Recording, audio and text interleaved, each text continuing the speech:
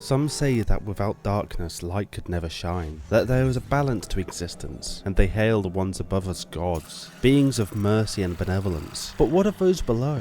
In the first days of the world, Terraria's heart was found to be lacking. Its soul was cold, and without the ever-watchful eye of the core custodians, the demons, the planet would die. Too often are they forgotten, shunned for being the other side of ultimately the same coin. Truly, there is no good or evil, light or dark. There are only choices, and the actions of those who pose as deities, or those who work thanklessly to maintain the world as those who created it had intended. Eons passed with the lust for vengeance insatiated. They did not desire to be trapped, maintaining this world for an eternity, so the demons would try something else. They would try to ignite the core with a flame of their own making. But little could they know the effect their shadowy flame would have, and the extent some would go in order to wield it.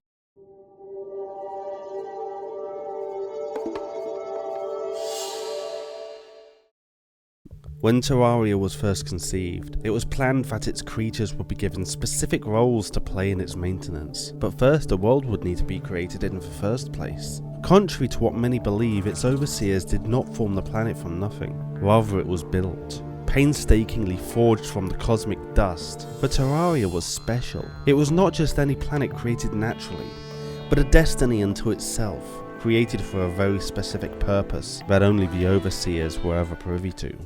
Creatures notorious for withstanding the most inhospitable conditions in the galaxy were compensated handsomely to work on the vast project. For millennia the creatures constructed the planet, gathering the fine particles of matter between stars and corralling meteors with desirable compositions. All of this took place under the watch of the overseers. Centuries passed beneath their unfaltering gaze, but they cared not how long it took, as long as the world was to their exacting specifications. Eventually, primordial Terraria came together, and the builders thought their work to be over. But unlike every other planet in existence, Terraria's unnatural state caused problems, and it transpired that the world could not regulate its own internal heat, threatening to cool rapidly and shatter if its core ever went without maintenance. Therefore, a custodian the overseers had not expected was required, one that knew the true nature of the world. Imploring the builders to remain and watch over the core of Terraria, ensure it remained hot and molten, they quickly refused, unwilling to subject themselves and inevitably their descendants to what amounted to being trapped in a fiery prison. The new planet growing cooler and already beginning to crack, the overseers saw that they had little choice if their plans were going to stay on track. They abducted the builders and sealed them within Terraria's core, giving them the ultimatum to work to maintain the core or die along with the planet they had created. The builders no longer had many choices of their own and eventually chose life, even if it was a meagre existence in that hellish place. Over the eons, without any knowledge of the goings-on above them, the builders tried to form lives for themselves and their children, constructed homes from the flaming rocks around them, and did as they had been mandated, to maintain the core and keep Terraria alive. Tirelessly, the creatures of the Underworld would work, stoking the fires at the core of Terraria, ensuring that the overworld would go on living. And yet they received no thanks. Few even knew of their presence, and those who did failed to care. All that time ago, the beings that would become known as demons and imps were not all that unlike other life. As the centuries rolled on though, their work was beginning to change them, twist their forms into something more suitable for their set tasks. If anything was to be done to save the builders, it had to be done soon, and so it was. Gathering together the leading minds still living from the construction of Terraria, the builders thought on how to solve their problem. There was no doubt that the core should have ignited when the world's mass became large enough, and yet it hadn't. There was no logical reason why it had not worked, no sense in the whole conundrum, unless, and then it all became clear. The core had not ignited because it was never meant to. Something had tampered with the birth of the world, sabotaged it, and it was still sabotaging it even now. The builders knew there had to be something hidden deep in the underworld, something that drained the flames from the core, so they set out to find this source of disruption. Digging far into the hellstone and carving out great hollows in the bedrock, the builders searched until they found it. The virgin flame at the very centre of the planet. The spark that was to bring life to the world and everything on it. But it was not as it should have been. It had been poisoned. The true spark replaced with a cold, dark flame. Not one that brought life, but one that took it. In that instant, builders knew that there was little they could do to remove the flame. It was part of Terraria. It had sapped the life of the planet for too long, grown too strong. Still, they were desperate, and failure was not an option. A cast of builders was tasked with retrieving a portion of what was dubbed the Shadow Flame, and do whatever they could to cure the poison. Doing as they were tasked, the Flame Keepers experimented long and arduously with the Shadow Flame. They replicated it, combined it with natural flame, tried to reverse its effects, but everything resulted in failure. They even tried to recreate the Shadow Flame itself, in an attempt to understand how to engineer it. But it was clear that it had been designed by a mind far beyond anything the builders could understand. It would turn out that the flame held much more than the builders realized, as during these experiments, odd events began to occur. Members of the experimental team had started to act strangely. They were aggressive when not around the flame, almost possessive over it. So dedicated was the search for a solution though, that behavior like this was simply overlooked. That was until it came to a point where several of the researchers vanished with a sample of the flame. Panic began to spread at what they might do with the sample, for its power was still largely unknown, so search teams were dispatched, and they soon found the researchers simply praying to the flame. It was obvious it held some sort of a sway over them, and it was decided that, even though the researchers' actions were not harmful, the unpredictable nature of the flame left the Underworld leaders with no choice. With a heavy heart, they chose to abandon the research, and exile not just the ones who had absconded with the flame, but everyone who had ever had any contact with it. It was reasoned that not knowing the full strength of the flame may lead to chaos in the Underworld, the cooling of the core, and the death of Terraria. Therefore, they felt it was better to remain imprisoned and continue living than to die with the world they had created. A great many of the Underworld peoples disagreed with this decree, and went with the exiled to continue working on a possible cure. In time, after travelling through the dense underworld of Terraria, they emerged on the surface of an island, far from the main land masses. It was here that they would continue to work on finding a cure to the poison flame, their bodies adapting to the surface conditions while their underground brethren twisted into the mindless demons they are today. The research would not last long though, and eventually the island dwellers would abandon their experiments, locking away the secret of the Shadow Flame lest it corrupt them completely, vowing to protect it for all time.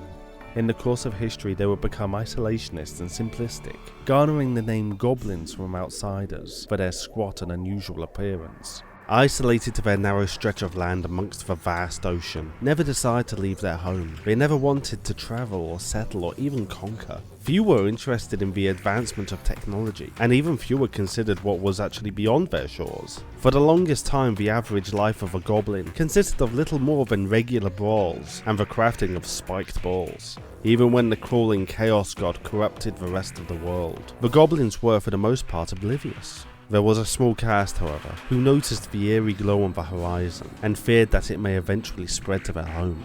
To this end, they uncovered an ancient ritual to light the dark fire of Terraria, a twisted flame not of life but of death, and take it unto themselves as a precaution to defend their homeland. As it was, the goblins were not always the backwards barbarians they are seen as today, but the wielders and keepers of Terraria's dark heart, the Shadow Flame. For since the planet's birth, put there by a great being of sinister will, the flame works to starve the fire of life at the world's core, and leave it a dead, barren rock. Priests of the Shadow Flame constructed weapons imbued with it, developed techniques based around the flame, and were soon ready to defend their home if the time came. But after so long of waiting, the time did not come. Civilizations rose and fell on the mainland. Gods consumed all life and were in time felled, and still the goblins remained isolated. Paranoia would get the best of the goblins, and they feared so much for their home that they were willing to launch a preemptive strike. For a while though, all was quiet on the mainland, and nothing presented itself to threaten the goblins, which only acted to worsen their paranoia. And then the champion of Terraria began fighting the remnants of the old gods, destroying their terrible altars, summoning yet more awful creatures. To the goblins this was deemed as reckless, and they saw that this was their time to act. They would stop this supposed hero from needlessly endangering the world, and led an invasion force consisting of nearly every tier of their society in a war against the champion and their followers. But not all goblins agreed with the invasion, feeling that the rampant paranoia would only lead to the downfall of their people. One such individual was a skilled creator of innovative technology, something not especially appreciated by the majority of goblin kind. This would lead to the creator having his pointed ears cut off, a punishment reserved for those not conforming to the old ways. The Tinkerer was intelligent, however. No one could argue with that, and so he was tasked with navigating to the mainland, a feat few others could achieve. But upon reaching their destination, the army felt they no longer needed his directions, and so he was tied up and thrown into a cave to be eaten by the foul creatures below. The disorganized rabble of goblins, claiming to be an army, was swiftly defeated by the champion, and the Tinkerer was eventually found, choosing to stay on the mainland as his own people no longer wanted him. Despite their crushing defeat, the goblins still watch the mainland and the actions of the champion. Occasionally they will send a scout to investigate more closely and assess the viability of another invasion. Even so, the champion attempts to communicate with the scouts, only to find them extremely hostile. Because of this, the people of the mainland know very little about the goblins, and believe them to only be marauding barbarians capable of little more than fighting. While this is to some extent accurate, the goblins are so much more discerned by their fear of something terrible happening to their homeland, and see any action by the champion as a reason to go to war. It is for this reason that when the champion creates a goblin banner from cloth found on the scouts, and waves it in an attempt to form a truce, the goblins only see it as an insult, and immediately launch their forces, even if they know it is likely they will lose. A proud and isolationist people, the goblins were eventually driven to suspicion, paranoia, and a kamikaze war in the light of the actions of another. One who was merely trying to save the world from a future threat, but never stopped to consider how their actions may impact others. The goblins were not an evil of the world, just another people who succumbed to miscommunication and were victims to the great fear that lies in each of us. As the surface world progressed, they knew of the subterranean dwellers only as legends perpetuated by the heralds of the overseers, that they were evil demonic creatures. As time wore on though, the rage they held would drive them to become the very creatures they were rumoured to be. Eventually they would come to forget their own names, what their ancestors had been, and even who their vengeance was targeted at. They had become creatures of instinct, tending to the core out of habit, and lashing out at anyone who encroached on their domain. The core would become known to the surface dwellers simply as the Underworld, but some would call it Hell, believing it to be a fiery place of torture and damnation, where all bad souls would end up, to be kept in perpetual pain for all eternity. Ironically, this description was not too far from the truth. Only it wasn't the soul of Terrarians who were tortured for all eternity, but those who did nothing but build the world with their own hands. Hell is no twisted dimension of pain, but a prison for the innocent, a forced labour camp created by beings far more powerful than anything on Terraria, who were blinded by their own ambitions. The once resourceful, peaceful people were driven to madness and eternal rage by the actions of the overseers, who cared little for the builders' plight. They tried to dig out of their prison, but it was to no avail. Their essence was bound to the core, and to leave would mean certain death. It seemed that nothing could break the curse and free them from their imprisonment. Not even the god of corruption and chaos who merged with the very being of the planet. And then, eons later, he came. A great one of unfathomable power who desired to take Terraria for his own purposes. And to do this he would need to bind the power of light that pushed back the corruption so that night would reign supreme. Stripping all light from the world and holding it unto himself, even the demons of the Underworld felt the effects of Cthulhu's raw power and would come to pray to the mighty Lord. Great Cthulhu, set us free.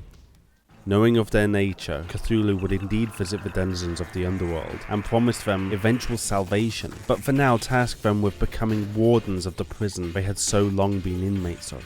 Unflinchingly tearing a chunk of flesh from his own body, the Great One invoked an age-old cosmic power to bind the power of light to the flesh and left it in the hands of his new subordinates. Feeling a renewed sense of purpose and believing that their freedom would soon come, the demons watched diligently over the putrid, rotting hunk of meat as it pulsated and bled, somehow living on by itself. For many lifetimes they guarded the prison of light, waiting for Cthulhu's return and their long-awaited freedom. He would not return though, and there would be no freedom. Regardless of what happened above, the Great One desired only to use the demons for as long as they were useful, and then do away with them like he had with so many others. In a way it was lucky then that a hero of great courage fought against and to an extent defeated the cosmic horror, thwarting his plans for Terraria. Still the demons waited, loyal to their master until the hero of Terraria descended into the Underworld and fought through the demon hordes in an attempt to find the flesh prison and destroy it, releasing light back into the world. but to his horror, he found it could not be done. The power of Cthulhu still too prevalent in the world to break the curse. Surrounded by the demons and unable to complete his task, the hero pleaded with the forces of hell, telling them of the true nature of Cthulhu and how he never intended to free them. Deep down, the demons knew the truth, and lowered their weapons as the hero explained, but if the forces of night were to also be bound, then maybe the curse of the demons would be lifted. The demons had been deceived far too many times though, but having nothing to lose, they allowed him to carry out the rite of binding, using great powers he had learnt in the dungeon to imprison the power of darkness within the same flesh that light dwelt. In that moment, the world fell into a hollow balance, devoid of light and dark, and merely existing, without purpose. What was more is that the demon's curse had not been lifted, and hell grew restless at yet another perceived deception. They were about to slay the hero, but then the flesh began to writhe and scream.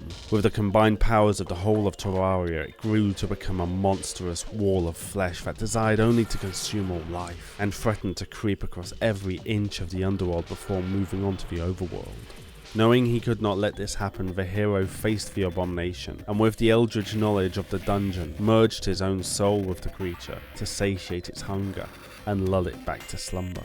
The plan had worked, but the hero was now as hollow and devoid of power as the world around him. There was no way he himself could defeat the terror he had created, so took a piece of the beast's flesh and crafted it into an effigy of himself, entrusting it to the demons, so that when the time came the creature could once more be awakened, and with luck destroyed, even if it meant the loss of his own life. Displeased with the destruction wrought by the wall of flesh, the demons vowed to kill anyone who ventured into their realm, and only one who could defeat their full force would be strong enough to defeat the abomination. With luck though, one day the truth of the demons, these builders of worlds, would surface, and they may once more bask in the light of the surface world.